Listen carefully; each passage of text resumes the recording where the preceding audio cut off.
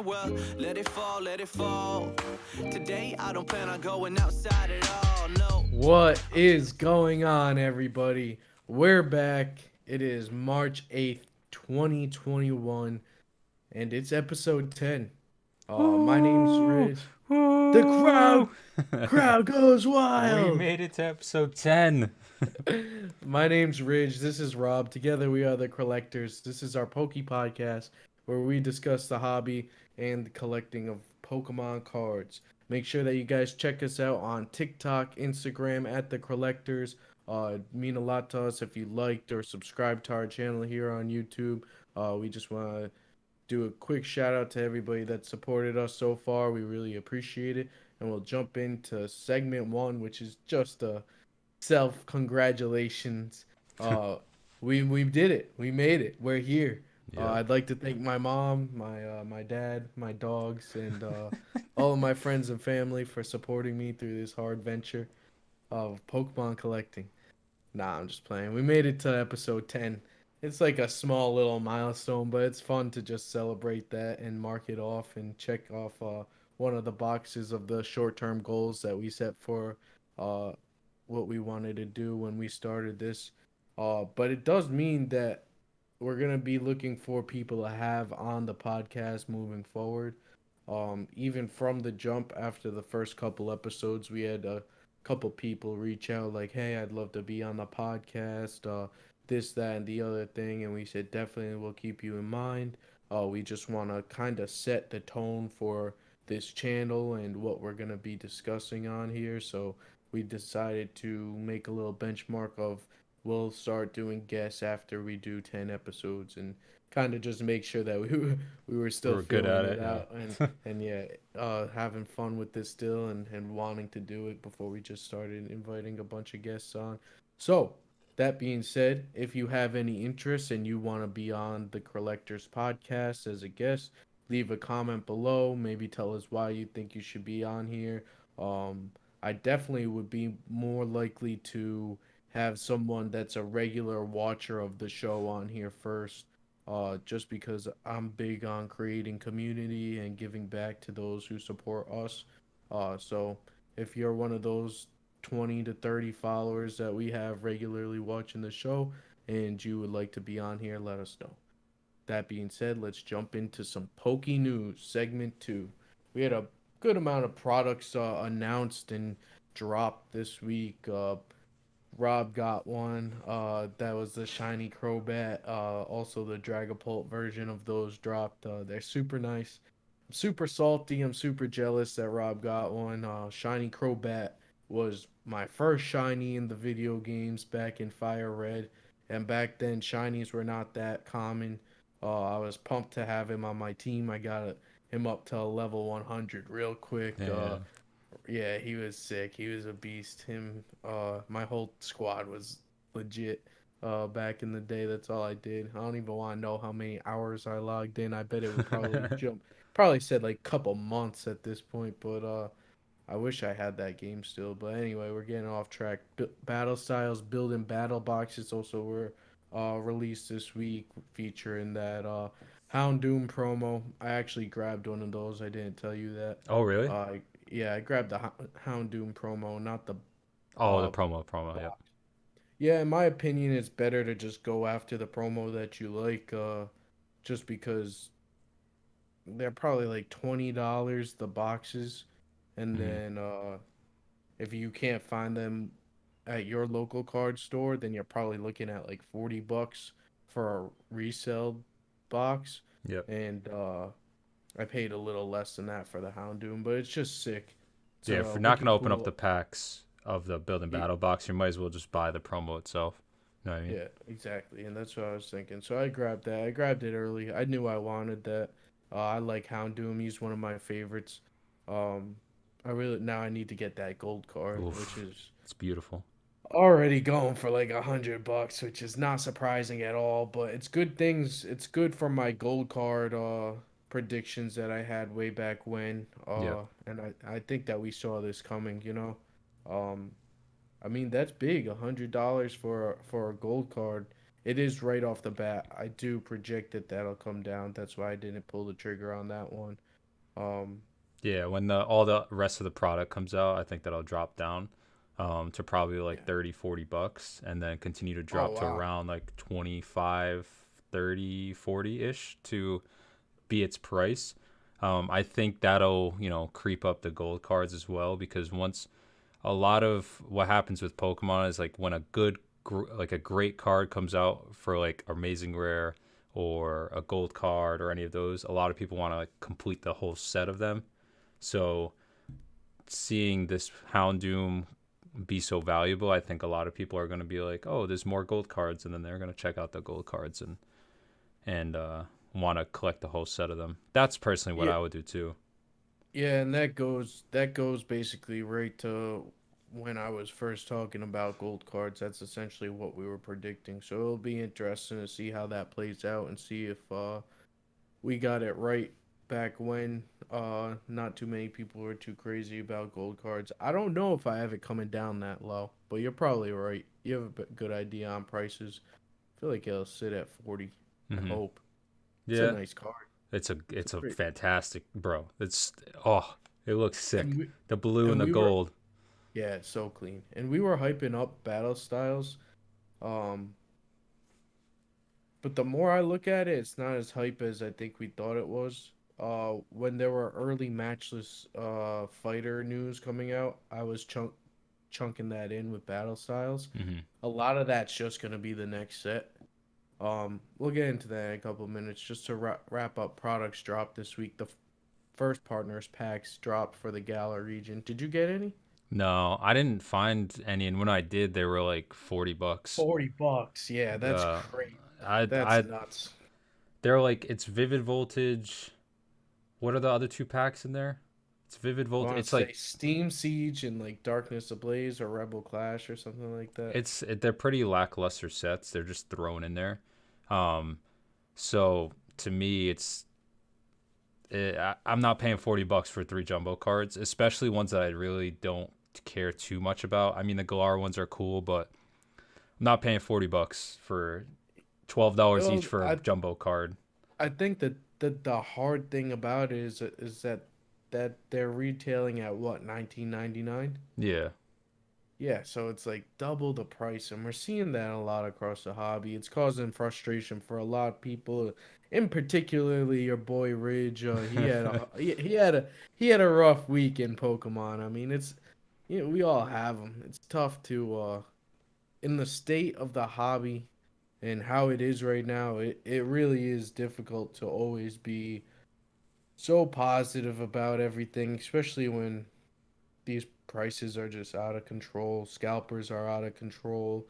Now our local card shop's out of control. I feel like we're getting scalped out by our local card shop. It's like, hey man, like don't forget who was coming here before this was crazy and giving you business and being in here and helping out your customers when they ask questions and you don't even know what good Pokemon product is and now Yeah. you wanna now you wanna charge an arm and a leg double the price and I get it and then that's where I'm coming at where everybody goes through that because that's where I was at and I have to just kind of wind it back in and remind myself that's just how the hobby is and you kind of have to take it day by day, step by step and kind of maneuver around those things. But some good, let's bring it positive. Some cool exciting news back in Australia and New Zealand, they're starting Pokemon events back up for the TCG. So that's exciting. That's good. Um, that's another thing on top of this is I'm sure everybody's going through their own issues on a day-to-day basis of like COVID struggles, work struggles, financial issues. So we all have a lot going on, and it's important to remember to just be nice to each other. So matchless fighter news. We got a lot of it. You want to start us off on some of this stuff? Yep. So Matchless Fighters announced they are releasing in Japan on March 19th, so around when Battle Styles comes to the US and in an English set. We got a new Delibird card announced. I'm a big fan of Delibird. I'm the Lord of the Lames. I love the lame Pokemon. Give me all the Sandile. Give me all the Delibirds. Give me all the goofy Ditto, cards. Like Fat Eevee card, I'll take it. I love the weird. I love the funny Pokemon, the funny stuff. Psyduck, Slowbro. I love those. Pokemon. And then we got a new. Lord of I'm the gonna put Lames. that up. I'm gonna be. Oh hell, Lord of the Lames. You just see like Slowbros like wandering over. Sandile Psyduck, starts chomping on Psyduck, it. Psyduck's looking the other way, like not even looking at you. Too funny. Delibirds like fucking friggin' holding the bag and stuff. So then we got presents at you. So we got a Seviper and a Zangoose. Those are usually paired up in Pokemon Go. They're paired up. They're kind of in the same rarity, the same. They come in pairs essentially. But the Seviper and the Zangoose are cool arts. We got a Scolipede. Solid for the TCG. First move, 50 damage, poison. Second move, 100 plus. And then 120, the opponent is poisoned. And then we have, what is this? Dyna Tree Hill Pokemon. It's a stadium, and in play, when you have it in play, Pokemon can't be healed. Did I get that right? Yeah, which is pretty cool. And Yeah. if we go back to the Solipede, that's pretty sick. Like you got one energy on it for darkness, and then you can attack for 50 damage and poison, which is gonna essentially inflict 60 total damage, 10 per turn. And then within that next turn, you can put any color on, because it's a colorless energy required. And then you can hit them with another 50, which is really another 60. So you're at 120 damage. And then by the time you get that third energy on, if you hit and the opponent's still poisoned, you're doing like 220 damage. So once you establish the Pokemon with 3 energies on it, could be pretty lethal.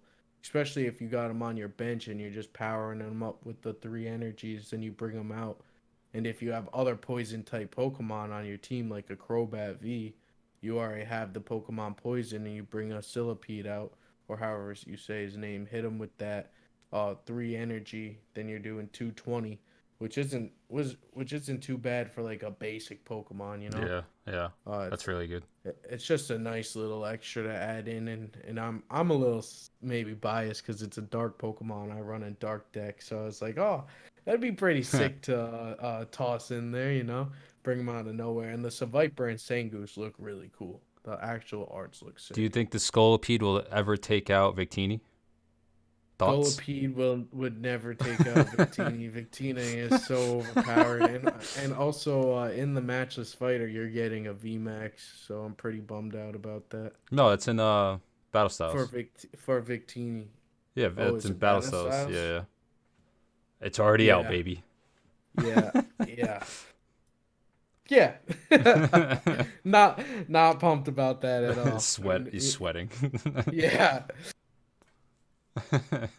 Like, how much more powerful can that Pokemon get? So for those who don't know, and we should probably start doing some episodes on TCG. Me and Rob really like it. We're not experts by any means, but we're just newbies. But we're pretty decent. I feel like we hold our own for just jumping into it. But he runs a fire deck basically with the Charizards, Leon, and has a couple of extra stronger Pokemon. I run a Dark Eternatus deck, and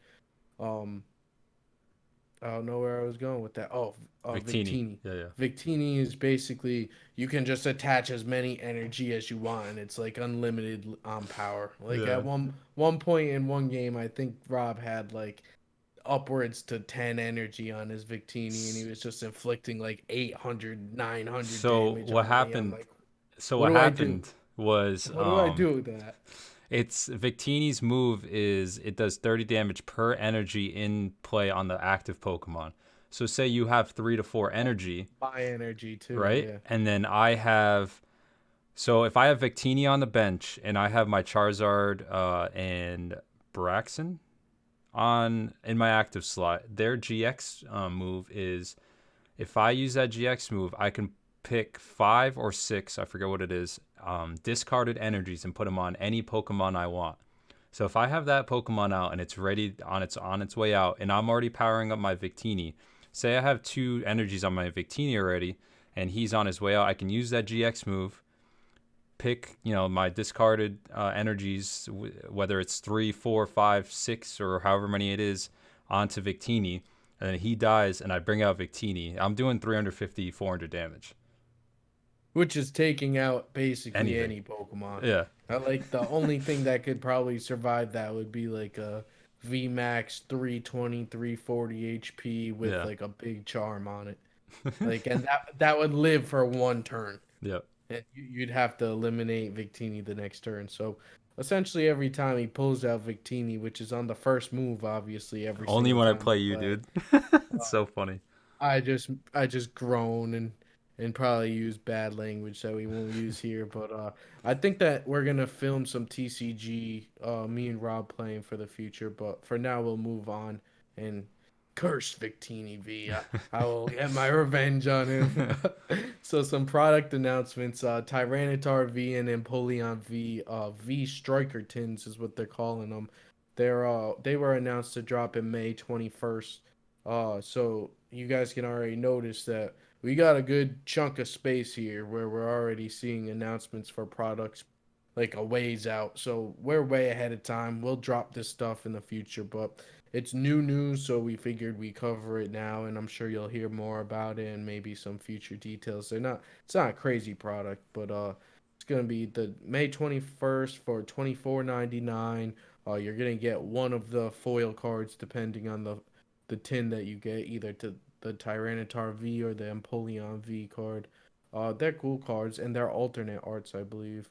5 Pokemon TCG booster boxes, and a code for the trading card game. And then they also announced that Inteleon VMAX League Battle decks will be dropping also on the 21st of May, also for $24.99.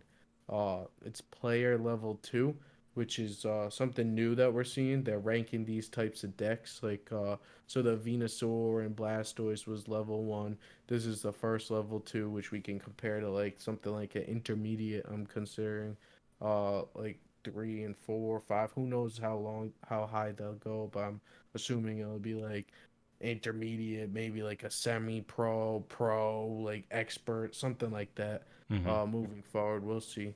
Comes with ready to play 60 card deck, including 2 Pokemon V, 2 Pokemon V Max, which is pretty cool that you'll be able to get those out of these. 1 deck box, 2 condition coins, which will be your poison and your burn, and this is all for people who play TCG.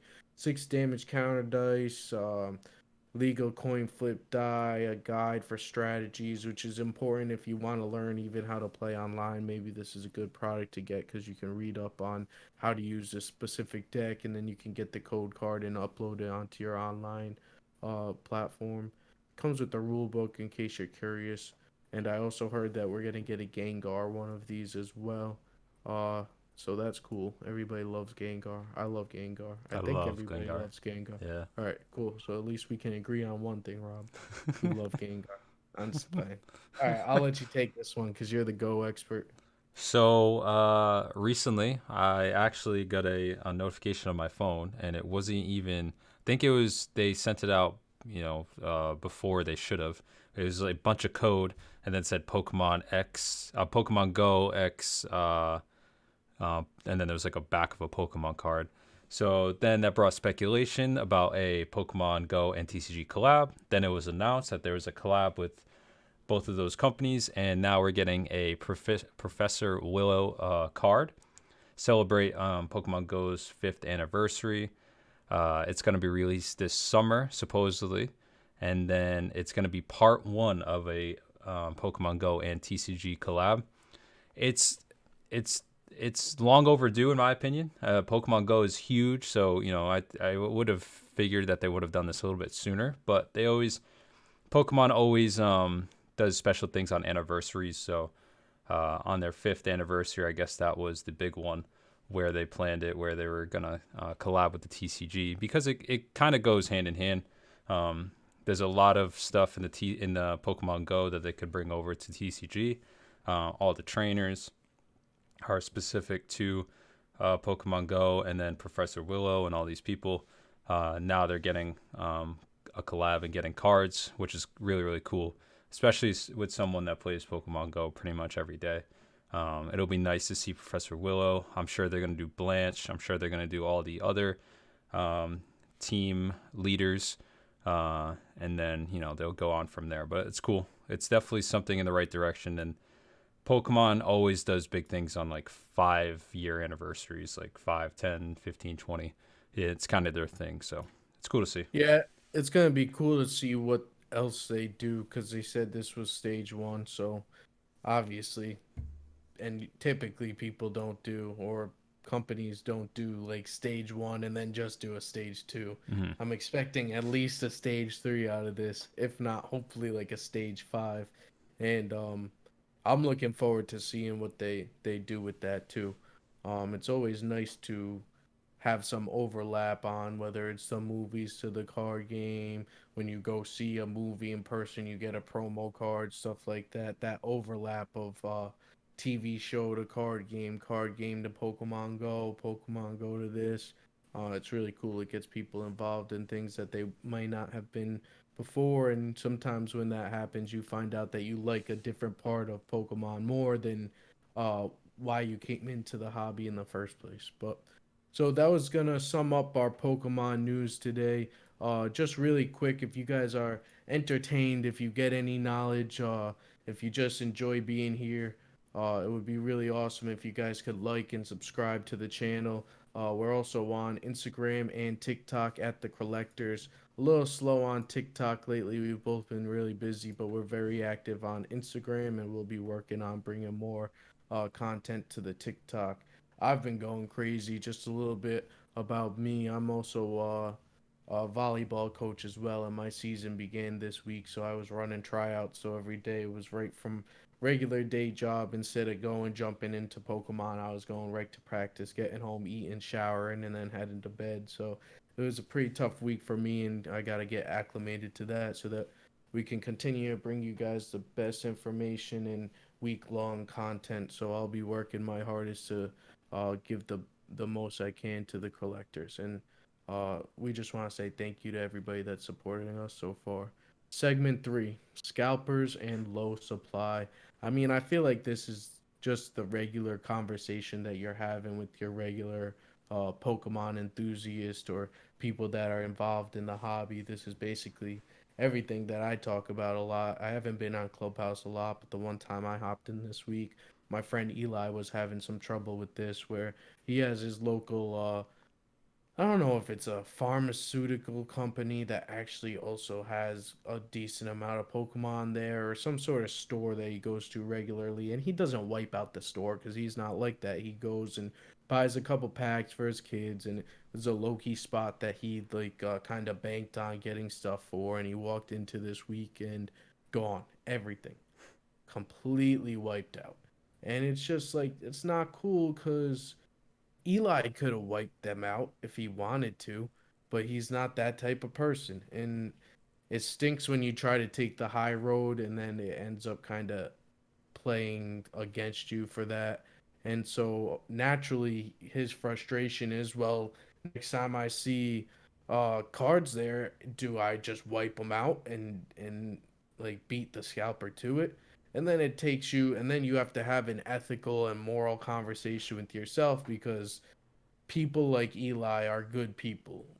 And you, Rob, and me, and we don't walk in and wipe an entire section out even if we could, or even if we wanted to. We just don't because we know that there are other people out there that want to get their hands on this product and enjoy the hobby. So we take 1, 2, maybe even 5 if there's a good amount and it's like a blister pack or something like that. Yep. But leaving behind double of whatever we take. And we're just seeing a lot of that. And scalpers haven't stopped. Supply hasn't increased enough. I mean, I know you witnessed product being stocked the day before the release, which doesn't make sense. That to me is it's very odd, and it doesn't make sense, like you said. Like, think about, you set this release date for 3 months, 4 months ahead, right? And I'm looking forward to this release date. I wake up at 6:30 a.m. Store opens at 7, and then another store opens at 8. I wake up at 6:30, get ready, go to the store that opens at 7. There's 50 people in line. Understand, they're waiting for the stock. And then I go to another store, and I wait there for 45 minutes. Release date is today. I'm thinking these big box stores are gonna have this product because 9 times out of 10 they always have this product. And then I go in and they say, oh, it was we had it all last night. I'm like, okay, that wasn't the release date. Today's the release date. Why did you have it all last night? They're like, when we get it, we put it out. I'm like, first of all, when I worked at Best Buy, if there was a release date on something, we literally could not put it out until that release day. So I know that these workers are probably, pissed off at all these scalpers, and a lot of people are aggressive, and a lot of people are, not patient. So they're like, give me the product, give me the product, give me the product. People are trying to get in line to get past the one product per person. They're trying to like bring other people and all these things, which, it makes sense, but we're treating these employees like they work at Pokemon. A lot of these people are treating the employees like they're the people stocking, and they're the people that are in charge of all this product, and it's all they're doing is selling you the product. They really, a lot of them don't care about Pokemon, which, all power to them. But if there's a release day on something, it should release that day. That's the end of the story. I don't know why it's going out the day before or 2 days before. It should be held to that day. And it's really frustrating. It's at the point where I went to the local card shop and grabbed this Crobat V-Bucks. I really wanted it. It was $79.85, fully transparent. I paid the price. I was expecting to spend $80 that day to buy 2 of those anyways. So that's why I spent the money. And premium collections, they do well over time, and they don't usually get restocked as much as, the ETBs and stuff. But I did pay the price. I wanted it in my collection. I didn't feel like hunting it down anymore. I didn't feel like waking up at 6:30 just for them to say, oh, we released it yesterday. And then people are going to say, oh, you should go the day before. Then I with my luck, I'm going to go the day before, and they're going to say it doesn't release till tomorrow. So yeah. I'm kind of over the whole going out in the morning and trying to get these cards and get them at retail at certain places, because I don't know how these people are getting their information, because whenever I ask an employee, they're like, oh, we only put it out when we get it. We only put it out. Like, I'm not sure how these people are getting their information when the restock is happening, whether it's the night before, 2 nights before, or the day of. I think it's all just luck, and I think it's all random. And I'm just, right now, I just want to stick to trying to get pre-orders online or trying to get, stocks online, because going to stores is just a headache right now. And I have a job where I kind of make my own schedule. I'm a videographer, photographer. I book gigs. Some days, some weeks, I don't really have much to do, so I focus a lot on Pokemon. So I can, go out to these stores and check. But a lot of people, they have a full-time job. Rich has a full-time job. He's a coach, and he's not going to be able to get anything because he can't go out every morning and check the stock every day. Yeah, no. It's frustrating. And the release date is for that reason. So if you set a release day, it gives people, it lets them know, like, this is when the product is releasing. So this is when you should check the store, not the night before, not the 2 days, not 3 days. Yeah, I think it comes down to Pokemon needs to step up and like talk to its third party sellers. Like, it needs to have a conversation with Walmart, Target, whoever, and like really hammer home, like, listen, we are releasing these release dates for a reason, and they have a purpose, and they're not just when you get it, put it out. And it's tough because, like, who do you trust? How do you know who's telling the truth? How do you know that employee was just making something up? Like, it's tough. There's a lot of layers to this, and I'm crying because I didn't get my Crobat box, and it's not fair because I have to work. No, yeah, I have a job, so it's like I was lucky enough to when Shining Fates came out, I had family members coming to visit, so I had already taken the day off, and we were getting together that night, so I had the day to go out and get Shining Fates, and now that obviously I can't take every single release date off from my actual job that brings in money that pays my bills, it's very hard to get to these products. I mean, I'm at work by 7 and I left at 6, so it's like those box stores aren't open by then, and then I work until 3:30, and at that time either everybody who's unfortunately unemployed right now or has a little bit more free range on their time has already hit Walmart and Target and completely obliterated anything that was there. So, I mean, it feels like a whole part time job just to get hands on your product now. And because of that, I don't see this lasting much longer before enough people are like, you know what? Forget it. Like, I'm not going to Walmart. I'm not going to Target, and I'm not paying these crazy prices. All three of those things, or all both of those things, will have to happen. Because if they're not going, but they're able and willing to pay the premium price, then scalpers will continue to do what they're doing. It won't stop until everybody is just fed up with paying legitimately double the price of retail for these things, that it will come to an end. Scalpers will end up holding whatever product that happens on. They're gonna get frustrated themselves, which is good, and finally, and then they'll start to weed out, and then eventually we're just gonna get to a point where all of a sudden, out of the blue, there's a bunch of product on the shelves, and for whatever reason, not everybody's going crazy about it. And then when that happens, I think that it'll start to come back to normal. We'll probably see a big sell off because people maybe panic. Um, that's a prediction too. Who knows? Maybe it'll stay like this forever. Maybe this is just how Pokemon is now. And if you want to be involved in Pokemon, it's like the sneakers. Like, at one point, sneakers were readily available, and then eventually it just became like you had to get the sneaker app, and you had to be ready at 10 o'clock to get the new Air Jordans, and you put your payment information in, and you get ready for the drop, and you click buy as soon as possible, and then all the bots win, and randomly, like, one out of like 20 times you may get one. That's probably even high.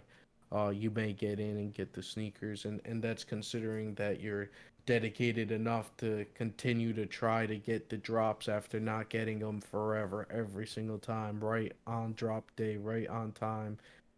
It's a lot of work, and I can't see all the people that are in this hobby continuing to be in it, at least for chasing all of these things as much as they are.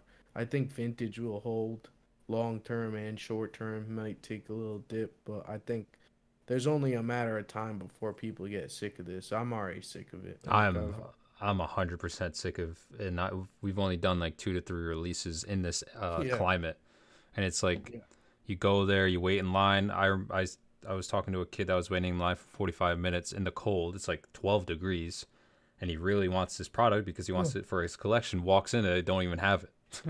yeah, it's like that'll kill you, you know? There's Yeah. only so many times you can do that, and frankly, I don't feel like driving a 5 Walmarts just to get told we put it out last night, or no, 2 kids showed up this morning and wiped the shelves. Like, Yeah. at that point now, I'm going to Targets only, the ones that I know that are doing limits. And even at that point, by the time I get out of work on these weekday drops, I'm not getting there in time. It's more of patience for me, and just working with what I got. So during these times of not getting the new products that I want, I'll revisit the cards that I've pulled or broke and my bulk, and try to list those and take the time that I would be like ripping or being excited about getting my hands on something new to kind of do something with the cards that I already have. Recently, I've moved a decent amount of sealed product. I've been doing that. just to allocate some funds and get my hands on some money so that I can go and put it into different places, grabbing graded cards, maybe reinvesting into some older sealed products, and that's where I'm at. Maybe a couple tips for people in case you're not getting your hands on a bunch of these new sealed products. And then, in case you're thinking I'm a hypocrite because I have the binder behind me and two Shining Fates products behind me, I'm getting those and I'm keeping those long term. Like I'm not buying this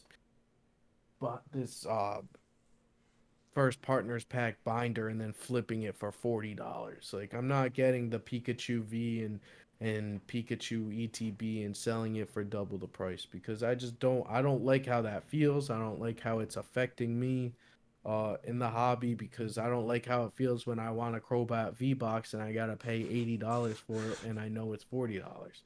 Like I don't want to be doing that to someone else. And but at the same time, I'm not gonna go and sell my ETB for $60 when I know that I could get 100 for it. So for now, for me, and this was my game plan going into it, and you could see it on previous episodes, so you know I'm not just making this up.